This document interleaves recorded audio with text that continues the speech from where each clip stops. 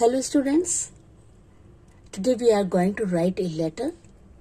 CBSE ने sample paper release कर दिया है इस सेशन के लिए 2024 एंड 25 के लिए।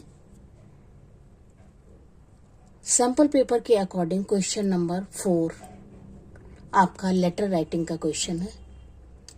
ए और बी पार्ट 2 क्वेश्चन होते हैं इसमें, दोनों में लेटर है और दोनों में से कोई भी एक आप अटेम्प्ट कर सकते हैं, या ए पार्ट अटेम्प्ट करें या बी पार्ट अटेम्प्ट करें। यहाँ पर ए का क्वेश्चन दिया हुआ है, you are Nirmal Pillai, a concerned citizen from Aluva Kochi, compose a letter in about 120 words to the project head of the e-waste management cell at Electronics Vatika, New Delhi, highlighting the adverse effect of e-waste pollution.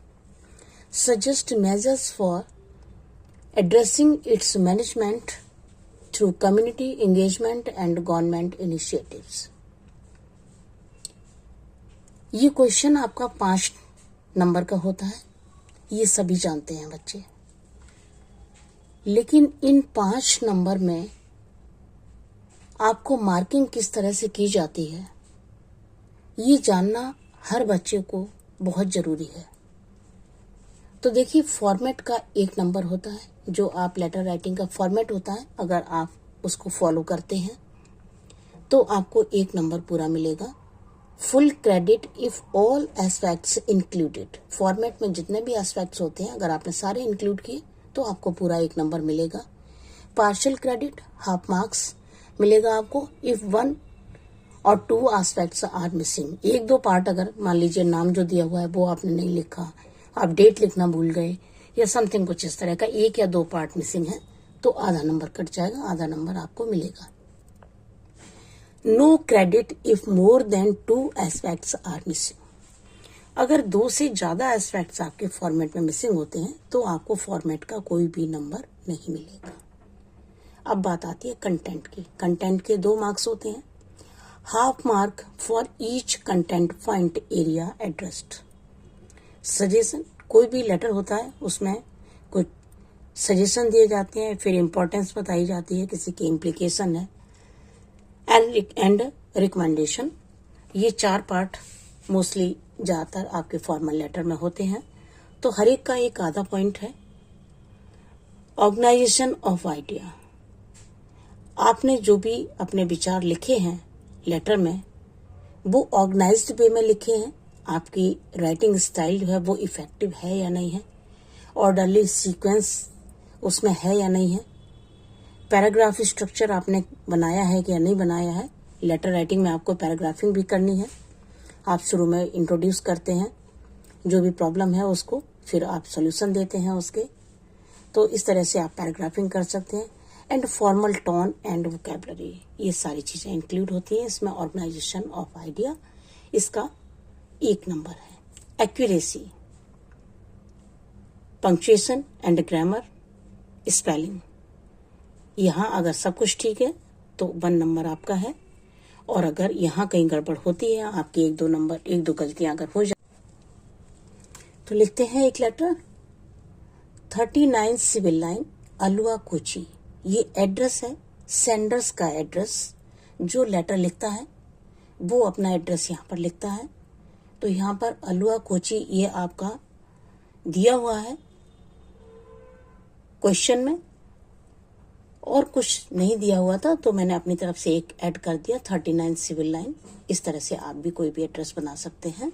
जो दिया हुआ है वो तो mention करना ही है। अगर कोई स्ट्रीट या फ्लैट नंबर वगैरह कुछ इस तरह का बिल्डिंग नंबर नहीं दिया गया तो आप अपनी तरफ से ऐड कर सकते हैं। उसके बाद में हम लेटर किसको लिख रहे हैं, उसका पूरा address, the project head, e waste management cell, electronics Vatika, new Delhi. Date mention करेंगे तो डेट यहाँ पर मेंशन कर दी। इसी फॉर्मेट में आपको डेट लिखना है जब भी आप फॉर्मल लेटर लिखेंगे। Subject regarding the adverse effect of e waste pollution. उसके बाद में सर और madam, I want to draw your attention towards the adverse effect of e-waste pollution caused by the disposal of hazardous material into water and soil. It is contaminating our ecosystems. It is creating a health risk for humans due to exposure of toxic substances. I request you to organize some e-waste collection drives and recycling them. Awareness programs should be initiated in schools and colleges.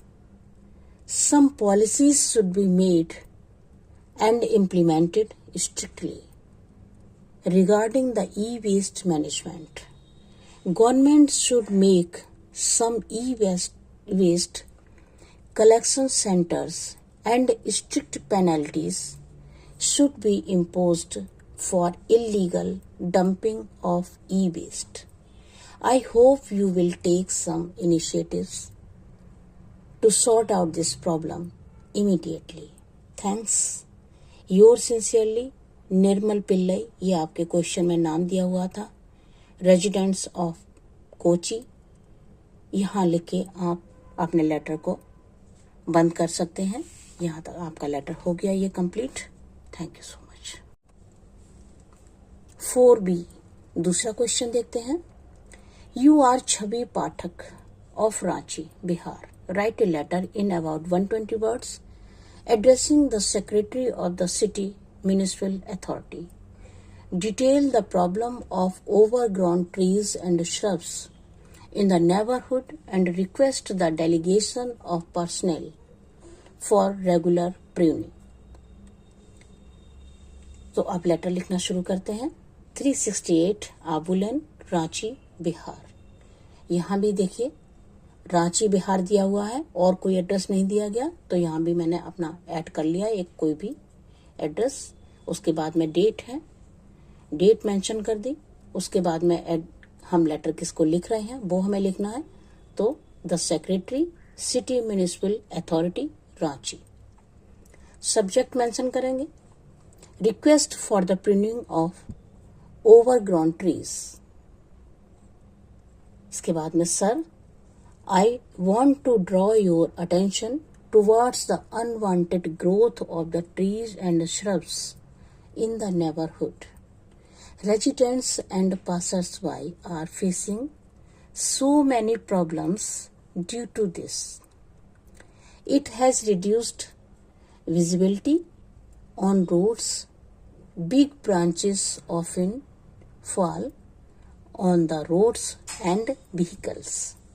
Furthermore, they are inviting many insects and animals, so the residents find it unsafe to pass through the area. Children are afraid to play even outside their houses.